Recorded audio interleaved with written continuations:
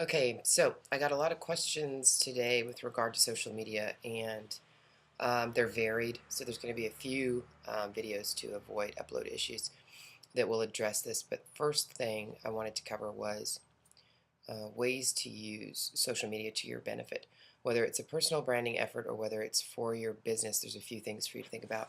Um, Essentially, what you want to be using social media for under any circumstances is going to be, and I do take notes, um, to listen, essentially, to engage, and to share information. So I would discourage anyone from doing any direct selling or spam like activity that gets annoying. Folks will unfriend, unfollow, detach themselves from you in a social media setting. Um, those that like to have pillow fights on Facebook are not my friends, and I don't know many people that enjoy that. But anyhow, so when you're figuring out how to fit in social media to your marketing strategy and your branding effort, one thing you want to focus on is being consistent um, in your messaging and what you're choosing to share. But what you want to start off with is listening. Go ahead and set up your accounts: Facebook, Twitter, um, Digit, Delicious. If you're a blogger, there's a ton of other items that you want, or other avenues that you want to be including as far as registering. YouTube, Vimeo, all those things. And make sure that you cite your website if you have one on each one of those registrations, because that's the intermingling of that data is important both for your Google ranking and for spreading the word. And there are tools that you can utilize to integrate all of those different social media applications, and I'll talk about that a little bit later on in a different segment. But basically, listening. So when you get started, once you've established your accounts, they can all have the same name, or if available, but there should be continuity between them all. And then you want to start to target your market, figuring out who they are. Hopefully, you already know and you've done your research, and start using listening tools on both, you know, Facebook, Twitter. I'll typically talk most about them because they're two of the most popular. But most of the rules will apply across the board. So look at what others in your industry are doing, listening to them. You can use search tools that are provided in each application to be looking for keywords that are relevant to your industry. The result findings, if you're specific with your inquiry, should be showing you what other people in your profession are saying, what they're offering, how they're engaging. You want to pay particular attention to that. At the same time, you want to be, once you get to a point where you know what your market wants to hear, you're seeing what they're responding to well, you want to take the next step and begin engaging. And that could entail many things, depending on what your discipline is or what your profession is.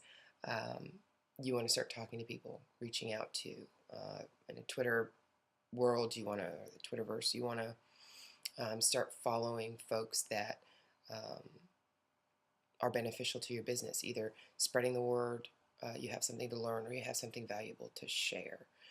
And that's where we get into kind of the third step, which is, you want to be sharing information about what you do. Again, you want to be very careful about how you do this. Selling or providing information that is kind of an undercover selling tool, which is, come here, follow this link, come to my site, buy this. That's not going to be well received. You're better off to attract rather than sell, and that's one of the many mottos I have, which is, you want to engage people in such a fashion where the information you're providing is relevant to them. You're filling a need within that market, and then provide them or share information about your services as it's appropriate to do so. Uh, but if you're working within the mindset of attracting people to you as opposed to inundating them with information about what you do, you'll find that if it's done correctly, they're coming to you and asking you what you do, and that's your prime opportunity to have, um, your list of services ready or your spiel ready. But even when you get a conversion like that, where a social media interaction or an internet-based interaction of any sort converts into a phone call or a lead, um, you don't want to break right into a pitch. Any beneficial transaction, whether B2B or not, is going to begin with listening. And you're in a much more advantageous position if you're listening to what the caller has to say, or what their need is, and then you can tailor your answer to be specific and speak directly to their need. Selling is an emotional process, and a lot of people don't recognize that.